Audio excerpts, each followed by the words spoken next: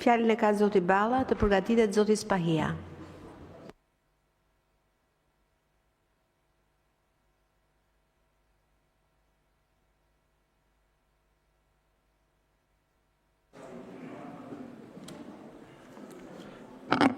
Në vim të asaj që tha kolegu Braçe dhe duke e mbështetur plotësisht nevojën që kemi për të reflektuar gjithë pa si dallim të majt, djathtë, socialist, demokrat.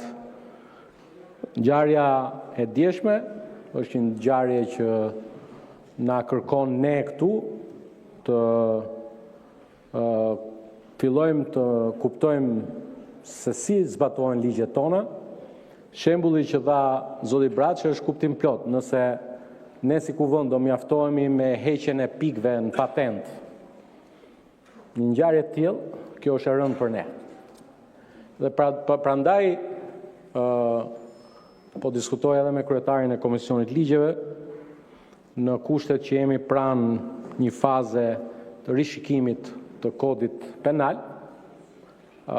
Shtetet Bashkuara të Amerikës, unë nuk i di të tjerat, po gjykata e lartë e Shtetet Bashkuara të Amerikës ka vendosur konceptin e vrasjes në kushtet e vetbesimit tepruar. Dhe si koncept në rastet e këtyre. Por zoti Manja më shpjegoi edhe raste të tjera në Gjermani apo vende të tjera. Kështu që mendoj, koleg, që përgjigja jonë në këtë rast do të jetë e menjëhershme, sapo të kemi mundësinë që të ndryshojmë kodin. Dhe kam edhe thirrje për Policinë e Shtetit, e cila këtë rast duhet të analizoj me shumë vëmendje. Këta të fortët e lagjeve, këta duhen bërë shembull gjithë. Këta të fortët e lagjeve duhen kontrolluar mjes, drek, dark, dhe këta të fortët e lagjeve nuk kam se të kenë fare patent. Këta duhet gjetur çdo lloj arsye për t'i pamundsuar në vlerësimin tim, me të drejtën e fjalës që ma jep kushtetuta zoti Berisha.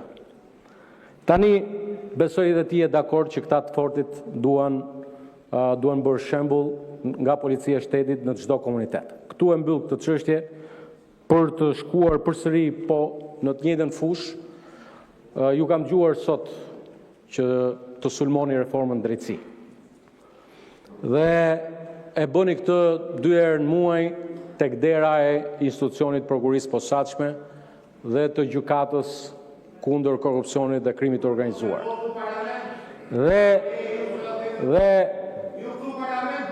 Dhe mendoj që reforma në drejtësi është një sukses. Ne jemi një vend që nga viti 1912 nuk kemi pasur drejtësi, por suksesi më i madh i reformës tonë drejtësi, zonja e zotërinj, është që ka të majtë dhe djathtë socialistë dhe demokratë që sot përballen me drejtësinë. Nuk do t'ja kishim arritur kurrë kësaj dite që para drejtësisë të shkojnë gjithë. Dhe drejtësia, unë nuk e di pse bërtisni, por kur flisni ju, ne nuk bërtasim. Pa dyshim që radhën e ka ata që i kanë futur duart në xhep qytetarëve. Ju lutem mos ndërhyjmë nga vendi. Dhe reforma në drejtësi përfaqëson një nga transformimet më të rëndësishme institucionale. Thirrja ime për ju është t'i lini sulmet personale ndaj prokurorëve dhe gjyqtarëve. Koleg, ju lutem mos ndërhyjmë nga salla. Prokurorët dhe gjyqtarët bëjnë një punë për të cilën ja kemi besuar ne në ndryshimet kushtetuese. Koha kur ky parlament emëronte prokuror apo gjyqtar ka përfunduar. Ne votonim në këtë sallë për të emëruar gjyqtar, nuk ka më. Dhe sa i përket akuzave, ka një standard. Kushdo që ka një akuzë të shkoj, ta bëj, ta depozitoj atje. Javën e kaluar, ditën e njëjtë, jam gjendur në gjykatën e krimeve kundër korrupsionit dhe krimit të organizuar do kisha shumë dëshirë që njërin prej personave të ishte aty.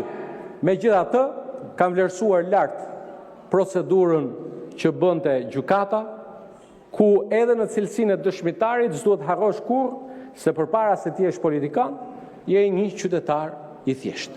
Dhe respektimi i rregullave dhe i ligjit duhet jetë rregull për gjithë. E fundit që lidhet me një çështje që u përmend tu nga parafolsi. Sa i përket një raportimi normal në Komisionin për Europën dhe Punët e Jashtme në Kuvendin e Shqipërisë. E para e thash aty, po e them edhe ministrat. Ministrat duhet kuptojnë që Kuvendi është pushteti ku nuk shmangesh dot për të raportuar. Kuvendi është pushteti legislativ ku je i detyruar të paraqitet sa herë të thirrë Kuvendi. Dhe ajo që ka ndodhur sot në Komisionin për Europën dhe Punët e Jashtme duhet të jetë një punë e përjashtme, e përmuajshme për të mbajtur të informuar Kuvendin për gjithçka bën, shtuar këtu dhe një autoritet veçantë që ja ka dhënë ligji për rolin e Kuvendit të Shqipërisë në procesin e antarësimit në Bashkimin Evropian, ku për çdo pozicion negociues, për çdo hap që hedh Shqipëria drejt antarësimit në Bashkimin Evropian, duhet që të informohet Komisioni. Tani, zoti Klliçi, atë që ju thash në Komision, po ja them dhe këtu. Ministri ynë i jashtëm është një prej ambasadorëve më të mirë që ka pasur Shqipëria në këto 35 vjet. Ka punuar me të gjitha qeveritë. 2 herë me qeveritë e Sali Berishës kur ju ishit pushtet dhe 2 herë me ne kur ne kemi pasur nderin e madh të qeverisim vendin. Dhe e vërteta është që Ferit Hoxha është duke bërë një punë shkëlqyer, një kohë kaq shkurtër që ka marrë Ministrinë e Jashtme dhe sa i përket asaj që thua ti, edhe sulmeve të natyrës personale që bëni ndaj një ambasadori apo ministrit jashtëm pa pasur asnjë lloj lidhje, ndërkohë që referoheni standardit që kemi vendosur ne nuk merremi as me vëllezrit, as me motrat e as secilit prej jush. Tani, e vërteta është që, ju lutem koleg mos u provokoni, e vërteta është që përgjigjen ta dha ministri, ndërkohë që besoj duhet ta kishte ndarë dhe me kolegët e grupit tënd parlamentar të Partisë Demokratike. Keni 2 muaj, 3 muaj që dilni e bërtisni, jo i Bari ka dështuar, jo njëri sot Tritani po nuk është këtu, tha i Bari është rrëzuar, ndërkohë që i Bari ende nuk është shqyrtuar nga Këshilli. Erdhi Tritani aty sota, e ka rrëzuar Këshilli, ndërkohë që s'është zhvilluar mbledhja. Dhe e vërteta është, siç u tha ministri, dhe unë po citoj jo ministrin tim të jashtëm, të Shqipërisë tonë të përbashkët, por po citoj, po mirë, dakord, ti më rregull je vëlla, ti fut një paçe, po unë po flas për gjë tjetër, patjetër.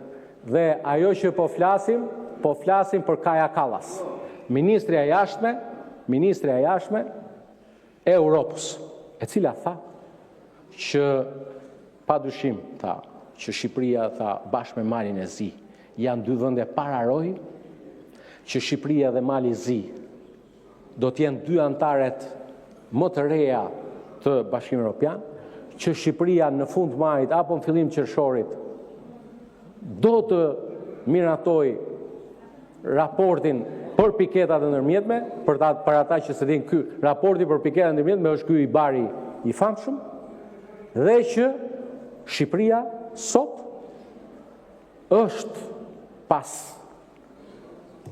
12 vitesh kur Serbia hapi negociatat në janar të 2014-ës, Serbia hapte negociatat.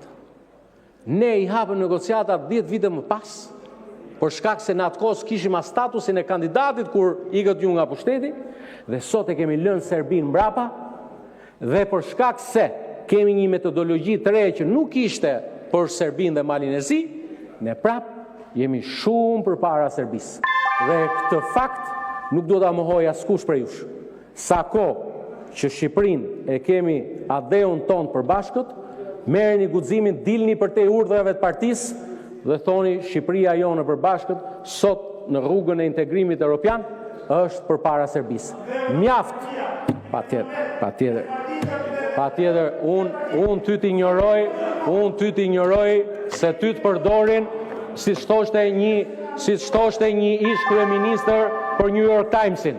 Ma me si thoshte një ish kryeministër për New York Timesin, kështu të konsideroj dhe unë ty. Faleminderit.